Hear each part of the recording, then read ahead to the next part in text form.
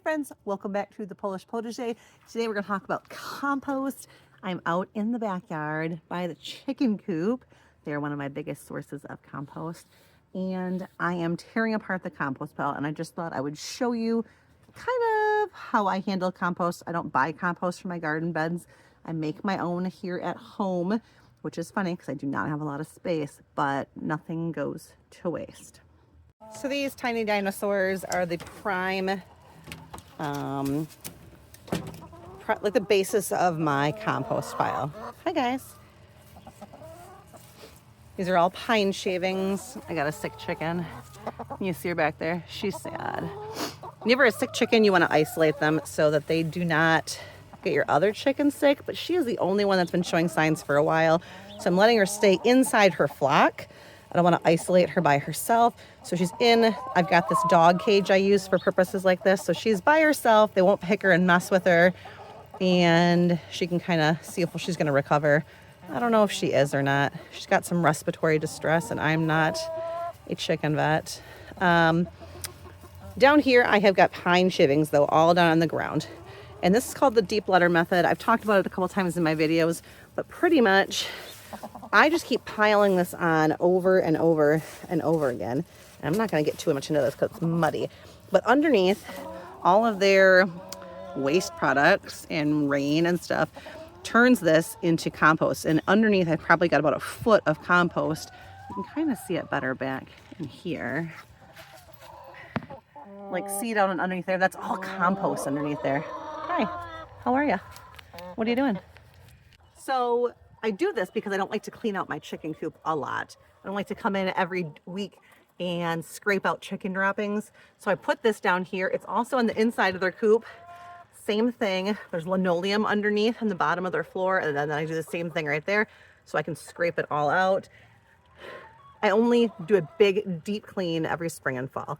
So it's spring, so I'm due for one. But first I got to take care of my compost pile. So every spring and fall, I come in here and I take a giant metal rake and a shovel and I scoop it all out and I level it back down to like the level of the rest of my yard, because it kind of ends up being about a foot higher than my yard as I add more and more material to it. And then it kind of composts and settles, and then I add some more. So I kind of just take whatever is on top of the yard, and that is what I add to the compost pile. But before I do that, I knock the compost pile down.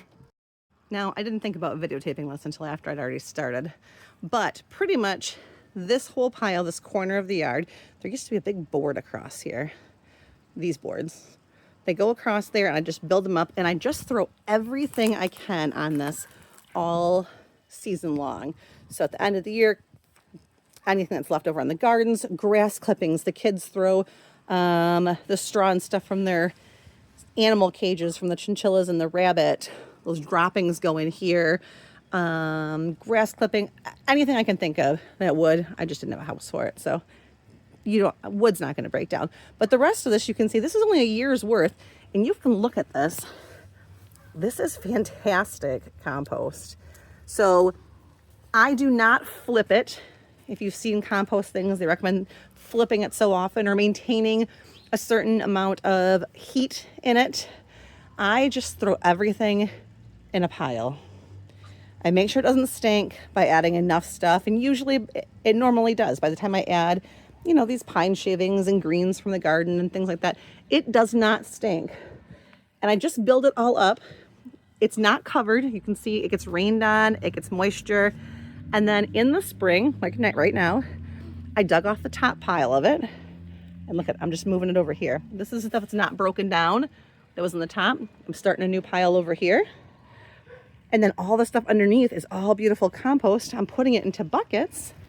And then I'm going over here. And we had to add some more supports. Remember, this bed was broken. We just fixed this bed. And I'm just using this, and I'm going to top off my garden bed. And look at the soil.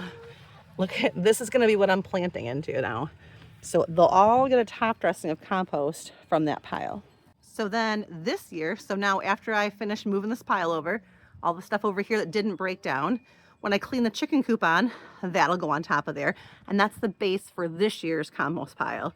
and I will go ahead and add everything for the summer on there. Anything I don't give the chickens as food waste, there's certain things, legumes and things that are not good for chickens, that'll all go in here. Anything from my garden, grass clippings, all that kind of stuff all year long. And in the fall, I will clean the chicken coop out again. I will add that on top, and then this will sit all winter. And then next spring, I'll come over here. I'll take the stuff off the top of this. It's not broken down. I'll move it to a different pile. I don't know where yet because I've got plans for this pile, but I'll move it, take all the bottom out of that, and next spring, I'll top dress my garden. So it gets added to for a whole year, and in the spring, it gets taken apart. All right, so this is as far as I got today. I got plenty to dig out still. I got a bucket back here. I'll do this in the more, but I want to go over here and show you. This is all filled in now. My plan for this bed is to plant potatoes. So I got my potatoes from this company right here. Wood Prairie Family Farms. It's an organic farm that's been in business since the 1970s. And I got two kinds this year. I'm doing this Caribou Russet, and those are over here. And I'm trying this one. It's called Sarpo Uno. It's a red skin potato, excellent for soups, salads, and baking. And I have to put those out down here. So potatoes can be planted fairly early in your season. They like soil temps about 50. This bed I'm planting in is in sun for a good part of the day until maybe 6 or 7 o'clock when it starts to go to shade behind the fence behind it. The soil is all very workable. Most of it I just imported from my compost pile where it was nice and warm. And I am spacing these about 12 inches apart on an offset. So that means I'm doing like 1 and then 2, 1 and then 2. So they're 12 inches from their nearest neighbor to give them more room. Now, this depends on the type of potato you're doing too. If you're doing large potatoes or very heavy yielding potatoes, you might want to go up to 18 inches, maybe even 2 feet. I like to do high intensity gardening where I plant things fairly close together and I harvest them. I'll harvest these smaller, maybe as new potatoes, and use them throughout the summer. I'm not looking to get a whole bunch of giant potatoes to store over the winter. I'm just looking to use these more toward the spring and fall, or the summer and fall of the year. So I'm gonna plant this whole thing right here. I'm gonna plant them down. I'm gonna mark them off so I know what I got, and then we'll have potatoes planted. So this is kind of what my spacing looks like. And I'm gonna go ahead and bury all these. And then when the plants start to grow, you do mound up around them. We'll get into that a little bit further on. But I left some room on the end. I very much like to plant pollinators in among all my crops. So I'm gonna plant a bunch of zinnia seed here. I have some heads of zinnia that I plucked last year for saved seed that lived outside all winter. Ideally, I should have brought those in the house and kept them warm. I'm gonna plant them all here and see if they come up. And then in between all these potatoes, I'm gonna plant these. I'm gonna try interplanting. So interplanting is exactly what it sounds like. You're gonna plant a crop in between these that will grow with them. Now, potatoes grow underground. So I've got a bush plant gonna come up where all these are at. And then most of the work's gonna happen underneath the ground. So if I plant a crop in between them, that most of the plant's on top and it just sends down like one big taproot or shallow roots, they're gonna commingle well together. They're gonna use different parts of the soil and I'll be able to plant more crops in here. So I'm gonna plant things like cabbage or maybe a cauliflower or a broccoli, any of those things, kale, those cold weather crops that I can tuck in between that in theory I should pull and be through with them in the middle of the summer when these are ready to be harvested. So we're gonna try that out this year. Here's all those dead zinnia heads. Again, I could get nothing here or I could get everything. If I don't plant them, I'll never know. I'll definitely get nothing, so it's worth trying. All right, last farm chore in the city today is sugar snap peas. I'm gonna plant these in the raised bed right with those potatoes, but in the upper level on the trellis. I'll show you in a second here. So knowing I was gonna do that, when I first came out today, I filled this mason jar with water and I dumped all my seeds in here. These ones that are floating, probably not gonna work, but there's only 2 of them. The rest are all gonna be great. Okay, peas, like to be planted early. I could have planted these earlier. They can handle a frost. We've got a couple nights coming down to 21, 22 in the next week. They'll be just fine. So I'm gonna go ahead and take these and plant them along my trellis. I'll show you where. Hang on. All right, these are gonna go right here. I've got these string trellises. I buy these on Amazon, like in a 2-pack. They're maybe $10 for 2, maybe $12. Things have gone up. But I just staple them to my wooden fences and drag them down.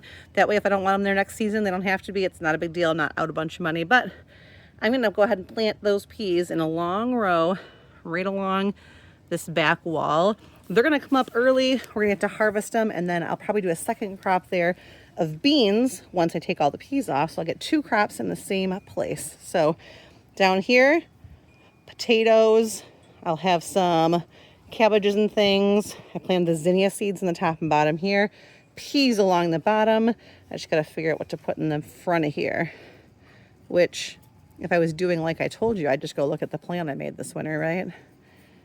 But here's what I'm doing. I'm so excited to play in the dirt and plant these things, and this bed's ready. So I'm just throwing stuff in it. So I'll have to go back and look at my plan and see if I was right or if I got carried away. So this is the spacing for the peas. They're about 1 inch apart. I'm doing that because they're going up a trellis. If they were the kind where they could just grow where they're at and kind of bush up a little bit, I would not put them this close together. All right, friends. I have had enough. It's starting to get cold. It's time to start making dinner, but I got a ton done this weekend. A ton. And doesn't that bed look amazing? She's so pretty. All right. You guys have a good night, and I will talk to you guys soon.